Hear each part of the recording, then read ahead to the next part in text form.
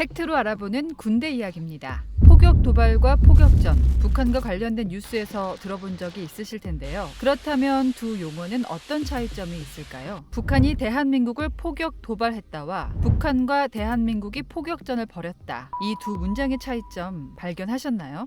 첫 번째 문장은 북한의 도발 행위에만 초점이 맞춰져서 일방적으로 대한민국이 북한에 당했다는 의미로 해석할 수 있습니다. 반면에 두 번째 문장에서는 쌍방이 서로 주고받는 전투가 이뤄졌다는 것을 알 수 있습니다. 이렇게 의미가 완전히 다른 두 용어가 모두 사용됐던 사건이 있습니다. 바로 2010년 11월 23일 북한이 연평도를 포격한 사건입니다. 사건이 벌어지고 거의 10년 동안은 연평도 포격 도발로 불렸지만 2021년에는 공식적으로 연평도 포격전으로 명칭이 바뀌었습니다. 왜 포격 도발에서 포격전으로 공식 명칭이 바뀌었을까요? 오늘은 연평도에서 벌어졌던 포격 사건에 관한 이야기를 들려드릴게요.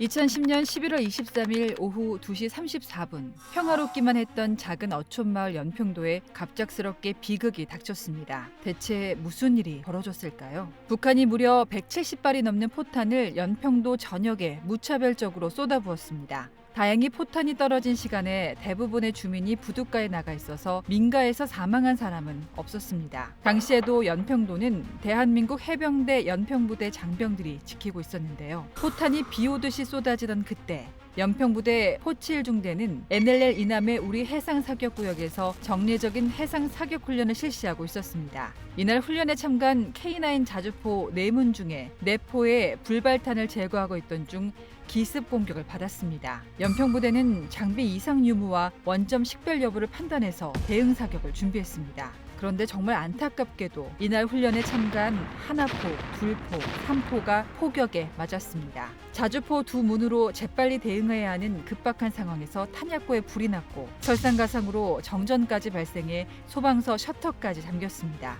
정말 아찔한 이 순간에 연평부대원들은 주저없이 지게차로 소방서 셔터를 부수고 탄약고에 불을 끄고 탄약고에서 탄약을 꺼내서 K9 자주포에 장전했습니다. 이때 긴급하게 정비를 마친 둘포까지 가담하면서 자주포 3문으로 북한의 대응 사격을 가했습니다. 놀랍게도 이 많은 일들을 처리하는 데 걸린 시간은 단 13분이었다고 합니다.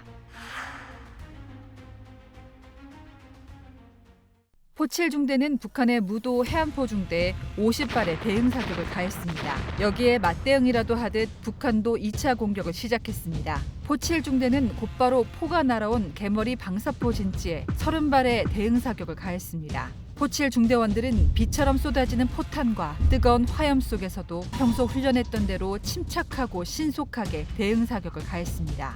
눈앞에서 낙탄 상황을 목격하고도 두려움에 떨지 않고 자주포를 진지 안으로 이동시킨 해병부터 죽음을 무릅쓰고 탄약을 재보급한 해병, 자신의 방탄모에 불이 붙는 것도 모른 채 대응 사격을 한 해병까지 끝까지 연평도를 사수하겠다는 일념으로 각자 임무를 완수한 해병들의 군인 정신 덕분에 치명타를 입은 북한군이 포격을 멈췄고 포7중대도 대응 사격을 중지했습니다. 포7중대 대원들이 북한이 기습 공격을 가한 상황에서도 즉각적으로 대응 사격을 실시할 수 있었던 이유는 2010년 1월부터 사건 전날까지 적의 작은 움직임에도 대비하기 위해서 무려 455번이나 전투 배치 훈련을 했기 때문입니다. 당시 연평부대는 북한 지역으로 타격할 수 있는 유일한 수단이 포7중대가 보유한 K9 자주포였는데요. 중대원 모두는 우리가 아니면 연평도를 지켜낼 수 없다는 사명감으로 훈련에 임했습니다. 이 사건 이후에 북한은 노동신문에 원수의 포탄에 우리 병사들이 피를 흘리고 있다는 기사를 냈습니다. 공식적으로 확인되진 않았지만 북한군 10여 명이 사망했고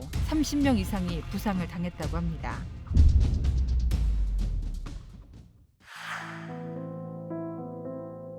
군부대에 포탄이 떨어져서 인부 2명이 목숨을 잃었고 해병대원 2명이 전사했습니다.